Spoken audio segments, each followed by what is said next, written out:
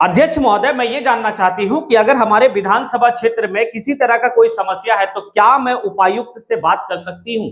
ये बात कहती है बोकारो के विधायक श्वेता सिंह। वही श्वेता सिंह जो है कि समरेश सिंह की बहू। समरेश सिंह वो कि झारखंड के कद्दावर नेता। जब सदन में जो है कि श्वेता सिंह आसीन पे विराजमान रविंद्रनाथ महतो से ये सवाल करती है, ये पूछती है कि क्या मैं अपने विधानसभा क्षेत्र का समस्या को लेकर क्या मैं उपायुक्त से बात कर सकती हूं। बीच से एक आवाज आता है कि वहां के उपायुक्त काफी उदंड है महोदय, इसके ऊपर जो है कि संज्ञान लेनी चाहिए। अब बात को समझिएगा कि आखिर मामला क्या है।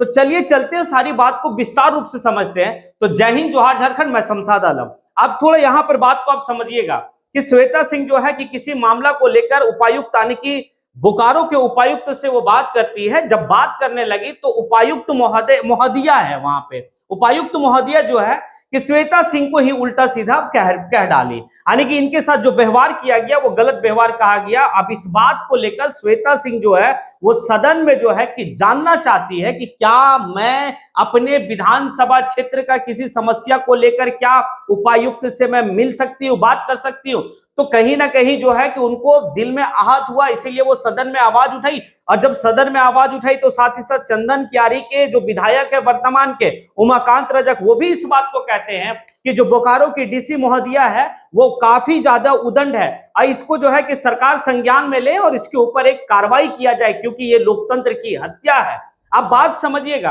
अगर इससे पीछे अगर हम चले जाए तो जयराम महतो जो है कि एक बात कहते हैं, उसी को लेकर मैंने एक वीडियो बनाया था कि झारखंड में जो है जो कार्यपालिका है वो विधायिका से ऊपर, यानी कि विधायिका जो है वो कार्यपालिका के सामने बौन नहीं।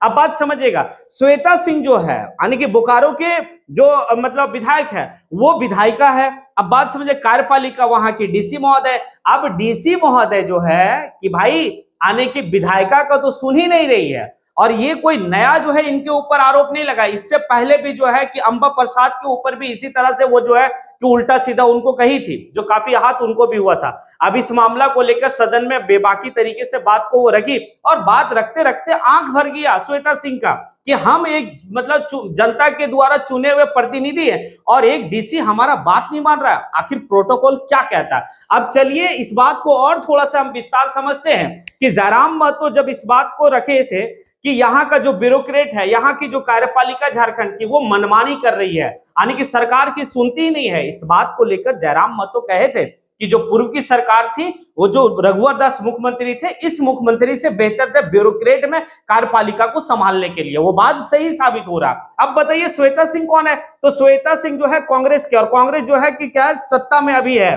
कांग्रेस जो है कि गठबंधन की सरकार चल रही, कांग्रेस और जेएमएम और आरजेडी का। अब इसको उमाकांत जो रजक है वो भी इस बात को कह रहे कि भाई कि वहां की जो डीसी काफी उदंड कार्रवाई होनी चाहिए।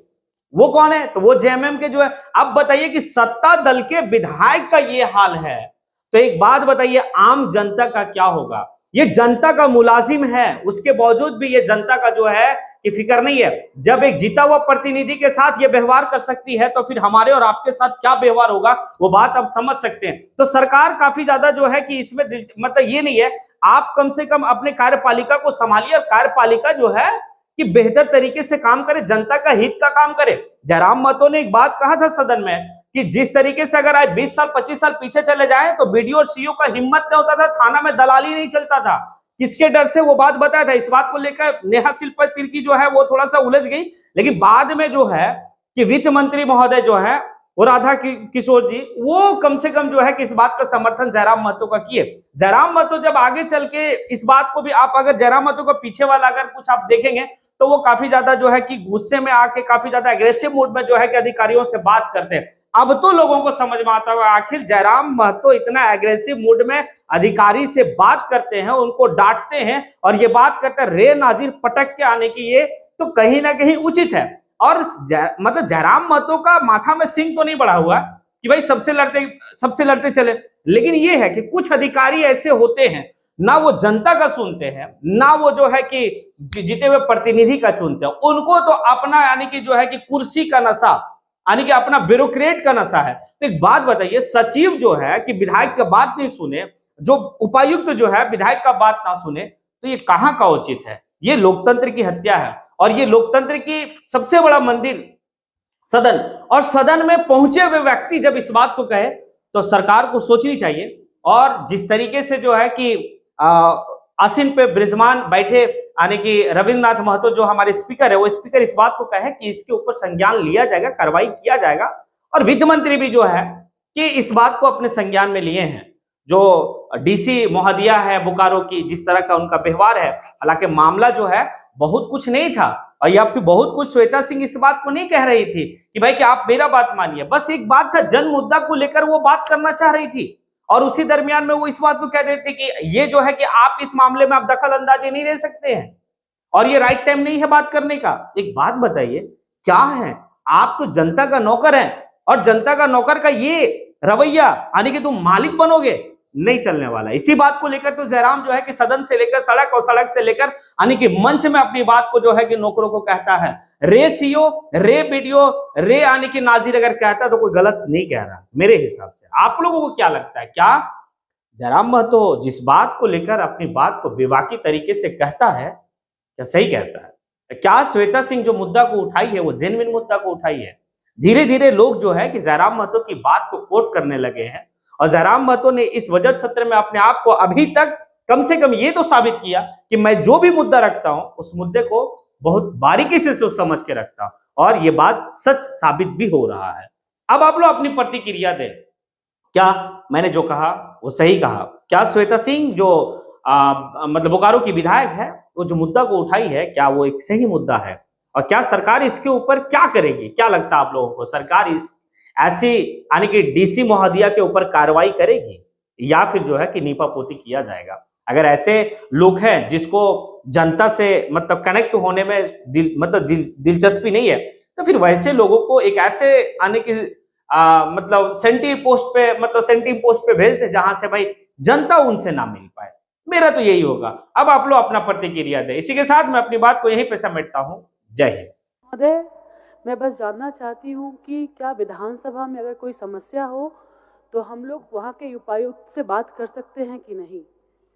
क्योंकि अभी एक समस्या इमरजेंसी था अध्यक्ष महोदय, तो हमने उनसे बात की, वो फ़ोन पर ही चिल्लाने लगी और हमें हमारा दायरा बताने लगी कि वो उपायुक्त हैं और हम विधानसभा की बातों में हम नहीं इस तरह से हस्तक्षेप नहीं कर सकते। तो बस मैं आपके सदन के माध्यम से मैं बस जानना चाहती हूँ, आसन के माध्यम से अध्यक्ष महोदय, क्या हमारी कोई गरिमा एक प्रतिनिधि होने के नाते है या नहीं? और अगर कोई विधानसभा में समस्या हो तो क्या हमें यहाँ ही बात करना होगा या सचिव से बात करना होगा? क्या उपायुक्त इसके लिए जवाबदेह हैं कि नहीं?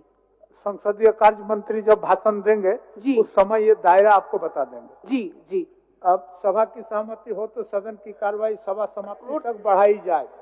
बोलिए राजेश, कंक्लूड करने दीजिए महोदय। आप बोलिए, क्योंकि आप बोलिए ना, बोलिए, वो बोलेंगे। अध्यक्ष महोदय, विशेष अधिकार का आप बस एक बार वो करते, क्योंकि ये सही नहीं है अध्यक्ष महोदय। इस तरीके से आपके आसन से मैं आपको लिखित रूप में भी इसको दे दूंगी अध्यक्ष महोदय। चलिए, आप क्या बोल रहे थे? बोलना ये चाह रहा था,